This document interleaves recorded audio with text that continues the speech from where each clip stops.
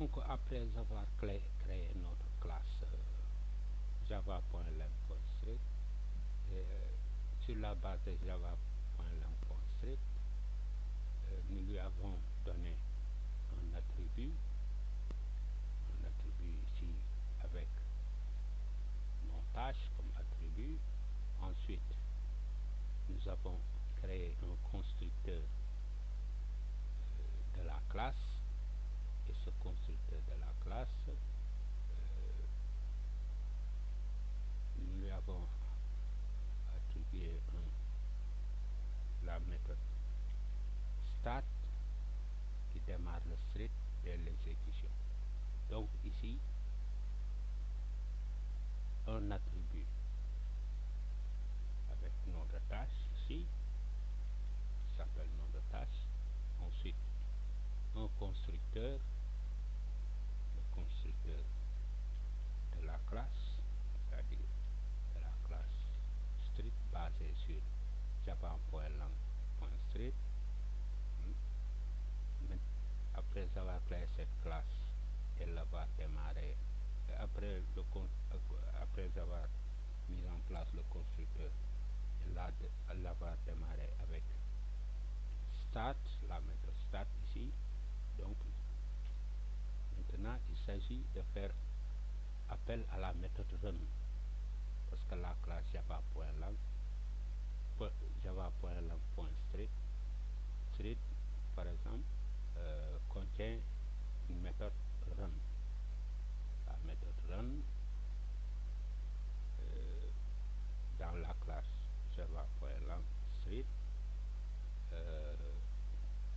est vide, et il s'agit de remplir cette méthode par un code. Donc pour remplir cette méthode, il nous faudra d'abord alors ici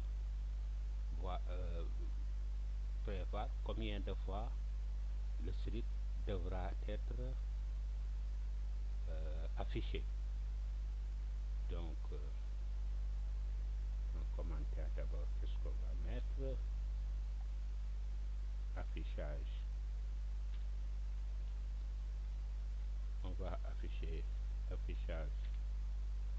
afficher 100 fois,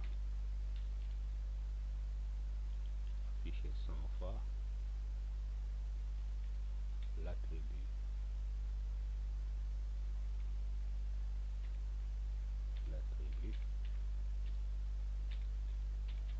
non tâche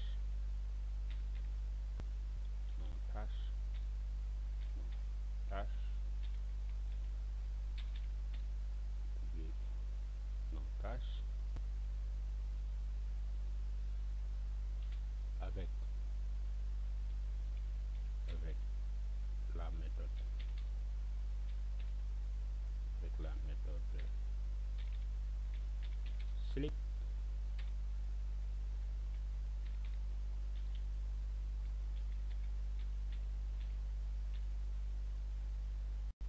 la méthode sleep, qui permet de donner un time pour visionner le travail du script, c'est-à-dire pour qui donne un délai qui nous permet par exemple de voir comment le script s'affiche. Donc on ferme le commentaire, voilà, et on crée notre méthode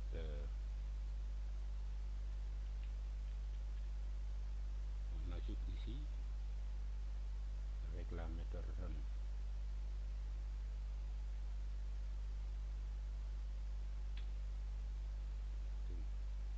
La méthode run,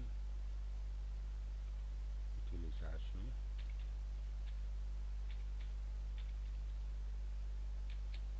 de run, la méthode run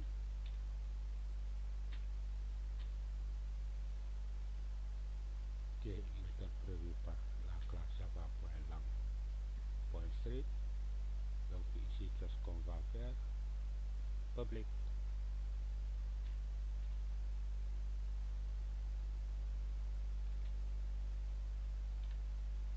oblique, void run.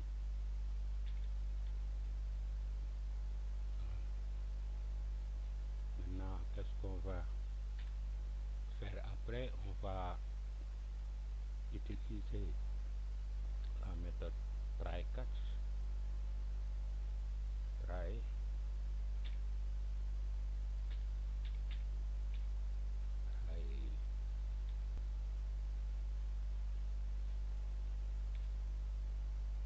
catch, voilà. Nous crée le bloc, l'ossature du bloc, voilà. Ensuite, qu'est-ce qu'on va mettre ici? For, on va faire appel à la boucle for itérer sur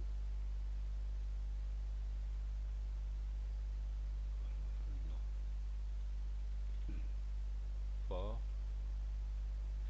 int i est égal à 0, point virgule, ensuite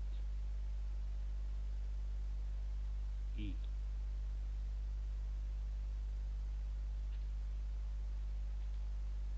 inférieur à, par exemple, 100, i inférieur à 100, point virgule,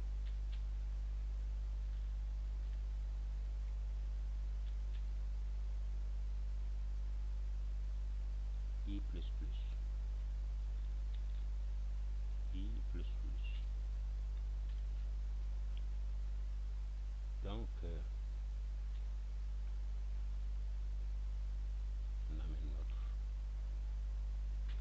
accolade ici, sysout,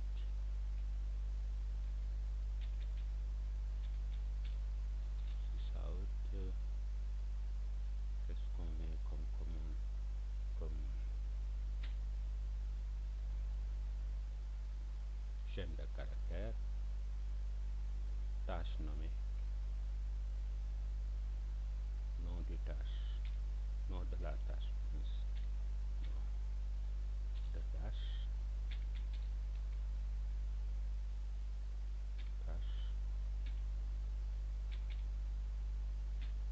pour des problèmes d'affichage, on ne va pas mettre l'accent sur complexe, nom de tâche, deux points, voilà.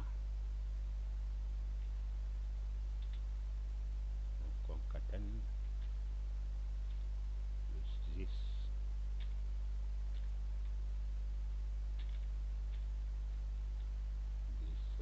points, nom tâche, ça c'est l'attribut, voilà, tâche, plus, quoi encore, plus encore,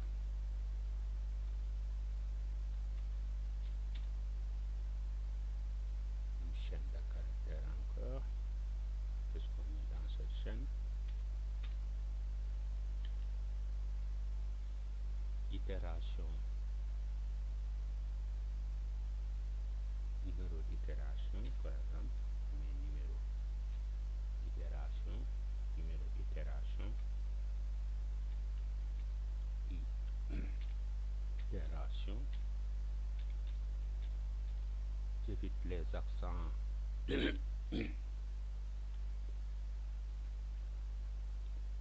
on évite les accents pour faciliter l'affichage, parce que ça peut ne pas s'afficher. Numéro d'itération, par exemple, qu'est-ce qu'on met? Ensuite, plus, concaténation, i.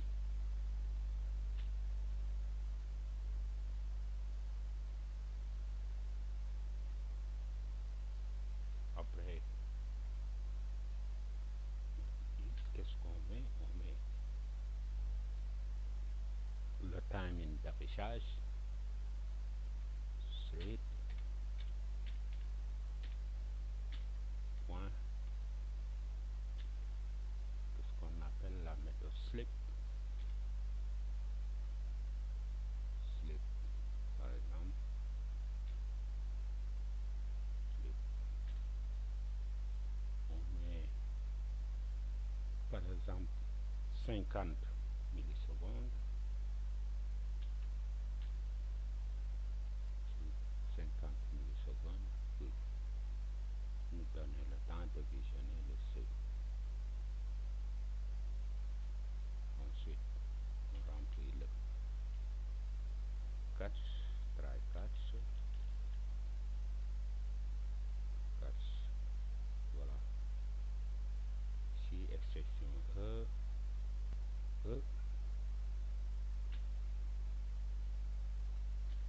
ensuite, print stack press, print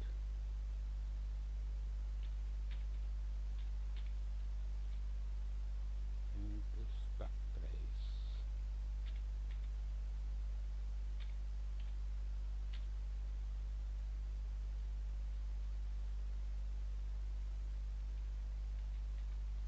Stack press, voilà,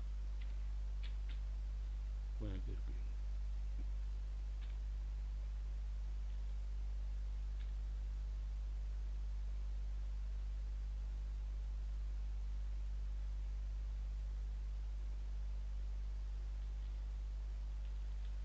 Oublier la liaison,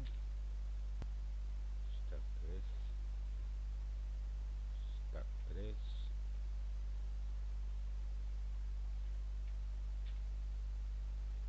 stack press qui s'affiche ici, voilà,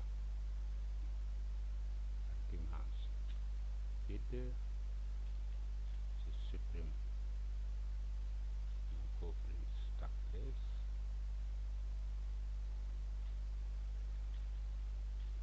print,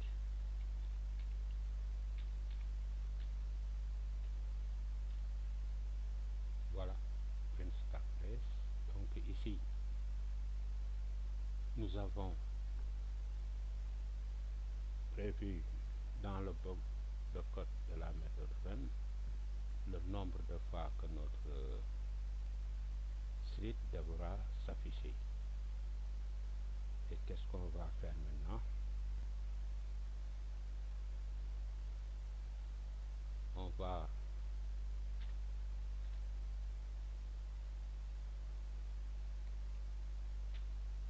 faire le démarrage en prévoyant par exemple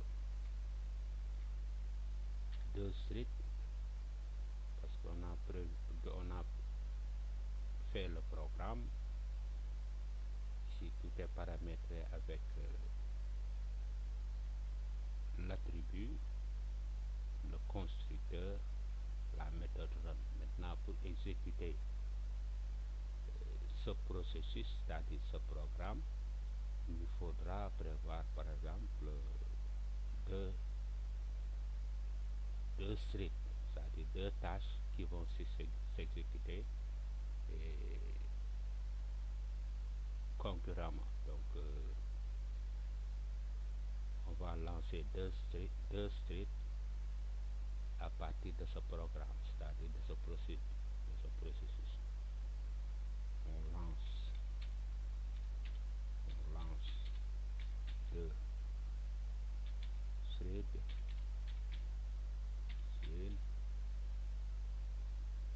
avec notre méthode main, avec la méthode main,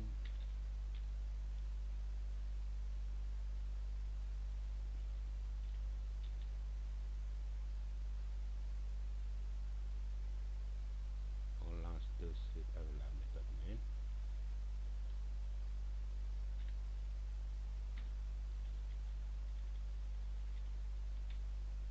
Et chacun